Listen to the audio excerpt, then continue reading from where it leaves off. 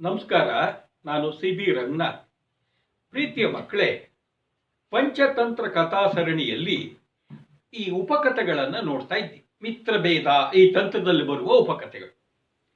ಈಗ ಈ ಸಮುದ್ರ ಮತ್ತು ಟಿಟ್ಟಿಬ ಹಕ್ಕಿಗಳು ಈ ಕಥೆಯನ್ನ ನಿಮಗೆ ಹೇಳ್ತಾ ಇದ್ದೀನಿ. ಒಂದು ಸಮುದ್ರ ತೀರದಲ್ಲಿ ಒಂದು ಮರದಲ್ಲಿ ಎರಡು ಟಿಟ್ಟಿಬ ಹಕ್ಕಿಗಳು ವಾಸವಾಗಿದ್ದಾವೆ. ಒಂದು ಗಂಡು ಒಂದು ಹೆಣ್ಣು ಸಂಸಾರ ಮಾಡ್ಕೊಂಡು ಸಂತೋಷವಾಗಿದ್ವು. ಹೆಣ್ಣು ಟಿಟ್ಟಿಬ ಹಕ್ಕಿ ಗರ್ಭಿಣಿಯಾಗಿದೆ. ಅದು ಮೊಟ್ಟೆ ಇಡುವಂತ ಸಮಯ ಬಂದಿದೆ. ಆಗ ಗಂಡು ಹಕ್ಕಿ ಹೇಳ್ತು, ನೋಡಿ, ನಾನೀಗ ಮೊಟ್ಟೆ ಇಡಬೇಕು. ಇಲ್ಲಿ ಎಲ್ಲರೂ ನಾವು ಸಮುದ್ರ ತೀರದಲ್ಲಿ ಇದ್ದೀವಿ. ಸಮುದ್ರ ಹುಣ್ಣಿಮೆ ಅಮಾವಾಸ್ಯೆಗೆ ಅದಕ್ಕೆ ಸೊಕ್ಕು ಬಂದ್ಬಿಡುತ್ತೆ. ಒಂದು ದೊಡ್ಡ ಅಲೆ ಬಂದ್ರೆ ನಮ್ಮ ಮರದ ಮೇಲೂ ನೀರು ಬಂದು ಮೊಟ್ಟೆ ಎಲ್ಲ ಕೊಚ್ಕೊಂಡು ಹೋಗ್ಬಿಡುತ್ತೆ. ನೀವು ಅತಿ ಸುಂದರವಾಗಿರ್ಬೇಕು, ಮತ್ತೆ ಸುರಕ್ಷಿತವಾಗಿರೋ ಬೇರೆ ಒಂದು ಜಾಗಕ್ಕೆ ನಾವು ಹೋಗೋಣ. ಅಯ್ಯೋ ಹುಚ್ಚಿ, ಇಂತಹ ಸುಂದರವಂತಹ ಕರಾವಳಿ ತೀರ ಇನ್ನೆಲ್ಲಿ ಸಿಗುತ್ತೆ? ಹಸುರಾದ ಗಿಡ ಮರಗಳು ಈ ಕಡೆಗೆ, ಈ ನೀಲಿಯಾಗಿರುವಂತಹ ಸಮುದ್ರದ ಈ ನೀರು, ಅಲೆ ಅಬಾಬಾಬಾಬಾ ತಂಗಾಳಿ. ಬೇರೆ ಕಡೆ ಹೋಗೋದು ಬೇಡ, ಇಲ್ಲೇ. ಅಲ್ಲ ಸ್ವಾಮಿ, ನಾನು ಹೇಳ್ತಿರೋದು ಸಮುದ್ರದ ಅಲೆ ಬಂದು ನಮ್ಮ ಮೊಟ್ಟೆಯನ್ನು ಕೊಚ್ಕೊಂಡು ಹೋದ್ರೆ ಅವಾಗ ಏನ್ ಮಾಡ್ತೀರಿ? ನಾನಿದ್ದೆ, ಯಾಕೆ ಯೋಚನೆ ಮಾಡ್ತೀಯ? ನಾನು ನೇನು ಅನ್ಕೊಂಡಿದ್ಯ? ನಾನು ಶೂರ ಧೀರ.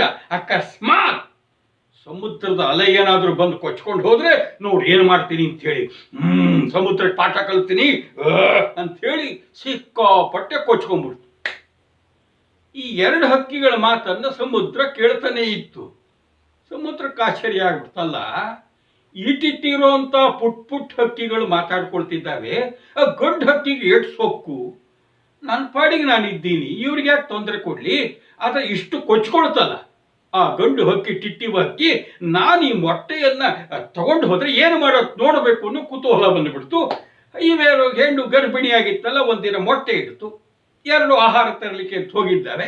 ಕುತೂಹಲದಿಂದ ಸಮುದ್ರ ಏನ್ ಮಾಡ್ಬಿಡ್ತು, ಸೀದಾ ಅಲೆ ಬಂದಿದ್ದೇನೆ ಟಿಟ್ಟಿಬದ ಮೊಟ್ಟೆಗಳನ್ನ ಸಮುದ್ರ ಗರ್ಭದಲ್ಲಿ ತಗೊಂಡು ಹೋಗೇ ಬಿಡ್ತು.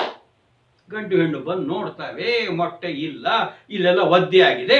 ಸಮುದ್ರದ ಅಲೆಯೇ ಈ ಕೆಲಸ ಮಾಡಿದೆ ಅಂತ ಗೊತ್ತಾಗ್ಬಿಡ್ತು. ಹೆಣ್ಣಿಗೆ ಬಹಳ ಸಿಟ್ಟು ಬಂತು. ಹೇಳ್ತು, ನಾನು ಹೇಳ್ದೆ ಬೇಡ ಬೇಡ, ಸಮುದ್ರ ತೀರ ಬೇರೆ ಕಡೆ ಹೋಗೋಣ ಅಂತ. ನೋಡು ನಿನ್ನ ಮೂರ್ಖತನದಿಂದ ನೋಡು ನನ್ನ ಮೊಟ್ಟೆಯೆಲ್ಲ ಹೊಗೆ ಬಿಡ್ತು. ಅಯ್ಯೋ ತಳಕ್ ಶುರು ಮಾಡಿಬಿಡ್ತು.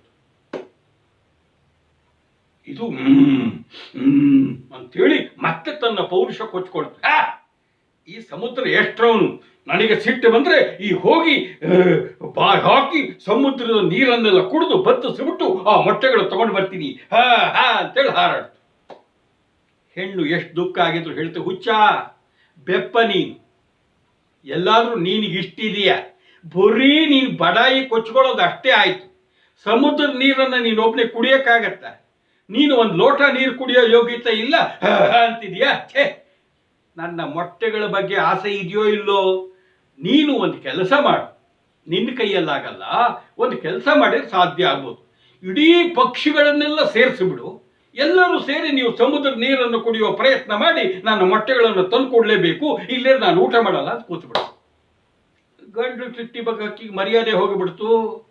ಆಯ್ತು ಅಂತ ಏನ್ ಮಾಡ್ತು, ಹಠ ಬಂತು. ಅದಕ್ಕೂ ಸಹಿತ ತನ್ನ ಹೆಂಡತಿ ಮುಂದೆ ಮರ್ಯಾದೆ ಉಳಿಸ್ಕೊಳ್ಬೇಕು, ತನ್ನ ಮೊಟ್ಟೆ ಬೇಕು. ಅದೇನ್ ಮಾಡ್ತು, ಎಲ್ಲ ಪಕ್ಷಿಗಳಿಗೂ ಕರೆ ಕೊಟ್ಬಿಡ್ತು, ಬನ್ನಿ ಬನ್ನಿ, ಈ ದುಷ್ಟ ಸಮುದ್ರ ನಮ್ಮ ಮೊಟ್ಟೆಗಳನ್ನೆಲ್ಲ ಕೊಚ್ಕೊಂಡು ಹೋಗಿದೆ, ನ್ಯಾಯ ಬೇಕು, ಬನ್ನಿ ಬನ್ನಿ. ಸಮುದ್ರ ತೀರದಲ್ಲಿ ಸಹಸ್ರ ಸಂಖ್ಯೆಯಲ್ಲಿ ಎಲ್ಲ ಜಾತಿ ಪಕ್ಷಿಗಳು ಬಂದಿದ್ದಾರೆ. ಹಂಸ ಬಂದಿದೆ, ಕೊಕ್ಕರೆ ಬಂತು, ಈ ಕಾಗೆ ಬಂತು, ಗುಬ್ಬಿ ಬಂತು, ಪಾರಿವಾಳ ಬಂತು, ಕೋಗಿಲೆ ಬಂತು, ಎಲ್ಲ ಬಂದ್ಬಿಟ್ಟಿದ್ದಾವೆ. ಏನು ಏನು ಅಂದ ಕೂಡಲೇ ಈ ಹೆಣ್ಣು ಹೇಳ್ತು, ನನ್ನ ಕಷ್ಟ ಹಿಂಗಿದೆ, ದಯವಿಟ್ಟೆಲ್ಲ ನನಗೆ ಮೊಟ್ಟೆ ಕೊಡ್ಸ್ಕೊಡ್ಬೇಕು, ಸಮುದ್ರ ನೋಡಿ. ಗಂಡು ಹೇಳ್ತು, ಪಕ್ಷಿಗಳೇ ಬಂಧುಗಳೇ ಬನ್ನಿ, ಎಲ್ಲ ಸಮುದ್ರ ನೀರು ಕುಡಿದು ಬಿಡೋಣ, ಆ ಸಮುದ್ರ ಬತ್ತು ಹೋಗಿಬಿಡುತ್ತೆ, ಆಗ ಮೊಟ್ಟೆ ಸಿಗತ್ತೆ. ಆಗ ಒಂದು ಪಕ್ಷಿ ಹೇಳ್ತು, ನೋಡು, ನಾವು ಎಷ್ಟು ಸಂಖ್ಯೆಯಲ್ಲಿದ್ದರೂ ಸಹಿತ ಸಮುದ್ರ ನೀರನ್ನು ಕುಡಿದು ಖಾಲಿ ಮಾಡೋಕ್ಕಾಗಲ್ಲ. ಆದ್ರೆ ನಿನ್ನ ಪರವಾಗಿ ನಾವೆಲ್ಲ ಇದ್ದೀವಿ. ನಮಗೇನು ಬೇಕು, ನಿನ್ನ ಮೊಟ್ಟೆಗಳು ನಿಮಗೆ ವಾಪಸ್ ಸಿಗಬೇಕು. ಒಂದು ಕೆಲಸ ಮಾಡಿ, ನಾವು ಹೆಂಗೂ ಸೇರಿದ್ದೀವಿ. ನಮ್ಮ ರಾಜ ಯಾರು? ಗರುಡನ ಮನೆಗೆ ಹೋಗ್ಬಿಡೋಣ, ಹಠ ಹಿಡಿಯೋಣ, ಆವಾಗ ಗರುಡ ನಮಗೆ ನ್ಯಾಯ ದೊರಕಿಸ್ತಾನೆ. ಸರಿ ಅಂದ್ರು ಎಲ್ಲರೂ ಸಹಿತ ಸೀದಾ ಗರುಡ ರಾಜನ ಮನೆಗೆ ಹೋಗಿಬಿಟ್ಟು. ಗರುಡ ಇಷ್ಟೊಂದು ಪಕ್ಷಿಗಳನ್ನು ಬಂದು ನೋಡಿ, ಏನಪ್ಪಾ ಯಾಕೆ ಬಂದ್ರಿ, ಏನ್ ಕಷ್ಟ ಹೇಳು, ಏನ್ ಸಮಸ್ಯೆ ಇದು ಪರಿಹಾರ ಮಾಡ್ತೀನಿ, ನಾನು ಇರುತ್ತೆ ನಿಮಗೆ ಹಾಯ್ ಅಂತ ಅವನು ಸಹಿತ ಆವೇಶದಿಂದ ಮಾತಾಡಿಬಿಟ್ಟ.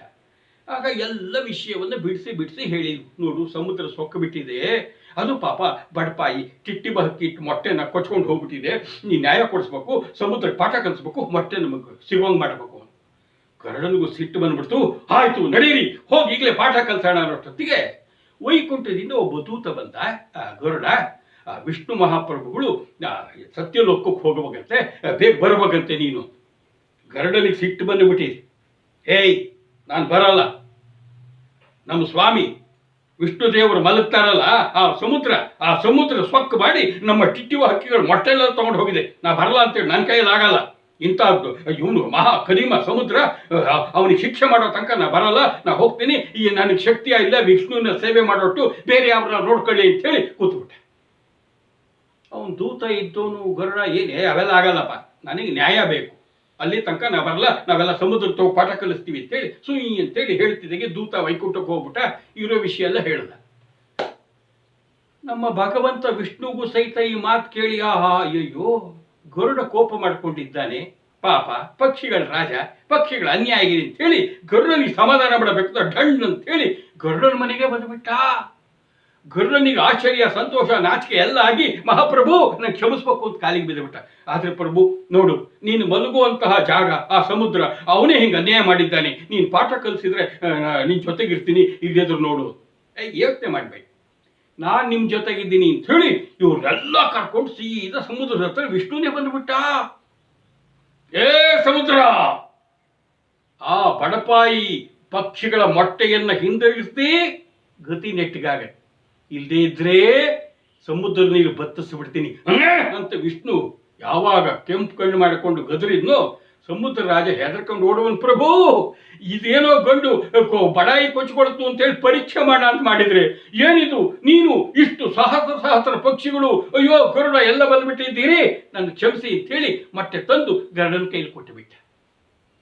ವಿಷ್ಣು ಸೀದಾ ಗರುಡನ್ ಕರ್ಕೊಂಡು ಎಳೆಯಪ್ಪ ಹೋಗೋಣ ಅಂಥೇಳಿ ಸತ್ಯಲೋಕಕ್ಕೆ ಹೋಗಿಟ್ಟು ಬಿಟ್ಟ. ಎಲ್ಲ ಪಕ್ಷಿಗಳು ವಿಷ್ಣುವಿಗೆ ಗರುಡನ್ಗೆ ಜೈಕಾರ ಹಾಕಿದ್ವು. ಪಕ್ಷಿಗಳ ಒಗ್ಗಟ್ಟಿಗೆ ನ್ಯಾಯ ಸಿಕ್ತು. ಸರಿ, ಗರುಡ ಕೊಟ್ಟು ಹೋಗಿದ್ದಲ್ಲ ಮೊಟ್ಟೆಯನ್ನ ಗಂಡು ಪಕ್ಷಿ ತಂದು ಸೀದಾ ಹೆಣ್ಣು ಆ ಟಿಟ್ಟಿಬ ಹಕ್ಕಿ ಕೊಡ್ತು. ನೋಡು, ಕೊನೆಗೂ ನಾ ತಂದ್ಕೊಟ್ಟೆ ಅಲ್ವಾ ಅಂತ. ಸರಿ, ಮೊಟ್ಟೆ ತಂದುಕೊಟ್ಟು ಮೊಟ್ಟೆ ಹೊಡಿತು, ಮರಿ ಆಯ್ತು, ಸಮುದ್ರ ತೀರ ಬಿಟ್ಟು ಹೋದೆ. 2 ಟಿಟ್ಟಿಬ ಪಕ್ಷಿಗಳು ಸಂತೋಷವಾಗಿದ್ವು. ನೋಡಿ ಮಕ್ಕಳೇ, ನಾವು ಮನುಷ್ಯರು, ಸಣ್ಣ ಪಕ್ಷಿಗಳೇ ತಮಗೆ ವಿಶಾಲವಾದ ಕಡಲು ಅನ್ಯಾಯ ಮಾಡಿತು ಅಂತ ಹೇಳಿ ನ್ಯಾಯಕ್ಕಾಗಿ ಕೊನೆ ತನಕ ಹೋರಾಟ ಮಾಡಿ ಗೆಲುವನ್ನ ಪಡೆದು, ಹಾಗೆ ನಾನೊಬ್ಬ ಇದ್ದೀನಿ, ನನ್ನ ಕೈಯಲ್ಲಿ ಏನಾಗತ್ತೆ ಅಂತ ಕೂಡ್ದೇನೆ ಹನಿಗೂಡಿದ್ರೆ ಹಳ್ಳ ಅಂತಾರಲ್ಲ, ಯಾವುದಾದ್ರೂ ಅನ್ಯಾಯ ಆದರೆ, ನಮಗೆ ನ್ಯಾಯ ಬೇಕಾದರೆ ನಾವು ಹೆಚ್ಚು ಜನರನ್ನು ಕೂಡಿಸ್ಕೊಂಡು ಹೋರಾಟ ಮಾಡಿದರೆ ಖಂಡಿತ ಗೆಲುವಿದೆ. ಒಗ್ಗಟ್ಟಿನಲ್ಲಿ ಬಲವಿದೆ. ನಮಸ್ಕಾರ.